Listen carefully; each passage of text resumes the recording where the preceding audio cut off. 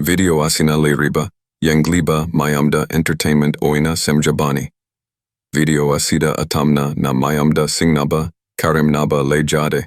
Amadi, Political Kayadasu atamna Nangang Bisakpi Taujabanate. Masida Oiriba, Toriba, Ngangliba Kayasi Writer Majiwakani. Writer Haise Kanagi, Emungda Changaga, Hangaga, Ebanate. Writer Haibasidi Karino Kangdaba, Amada Semjabani. Kanagi Punsida Panabasuyai. Kanagi Punsi Rolsu Manabasuyai. Awabagi Wakanchab Manabalambi Singni. Ang kontrabay magiray pag sila'y abay ray siya sing naninhan na nasundok na bahot na riba ni apumba na panggal ni panggali. Kailan siya? Huye! Karim Khalunuse Hokade Hore Matunda Memhoriba Matam Kara Aduda Kari Tausige Haibado Kalaga Tawagalor Aduna na ina kiribase Kari Kiriba ay sukangde wakan sina nungunungi yam na wahal He Nangi Punsido James Taunaba Tausi Kaliba Wakansu Amadi Kiriba Mahaksu how to sense myself Yeah boy. aduna aina sida lol English haye malangan khara lon sida dugan lagi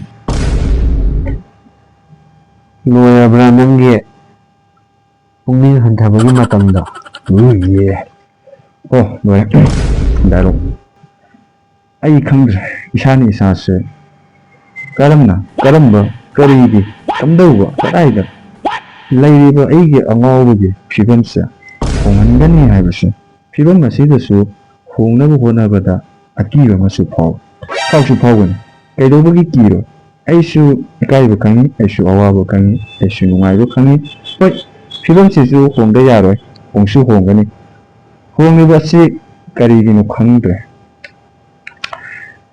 I am a contributor ima ipadagi niba haiba amade tanba dum tawduna laale haisu haijade haiba tare badi isana hairamdaida ikaise asuk sawraba aina kayam kuina makoidagi niraga leigadori masi khanbada isana sakse yengda loina thijalagan samasida aigi mafam ama piraga lei adusu atra amaga loinana masida kibase masana ta kiba aisinasu matam kharagi wane kesu sangna leiro asinasu aigi figure gi mawongsu khang gadori bani yengliba uriba tariba khudima ishagi asoiba oigadori Jumi Akonya Tauba Yabadi Yamna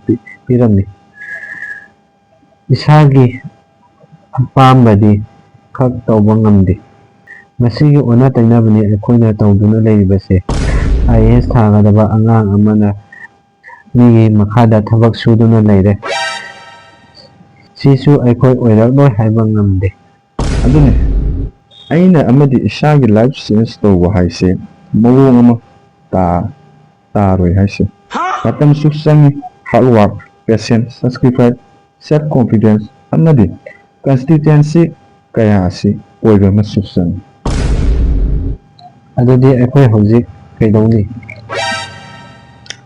kedorune video sida fajar kaya ayun arayada agoyada layrakadana amu shinguknani aduna loishallaga bora sarusu Hoida He Ei Pesa Yawti to aurabra tinabadi kanayame nanganta yaudrabo Yaudi Mi Taunumbo Horen kon pheng mo do nang uro sa di ai sa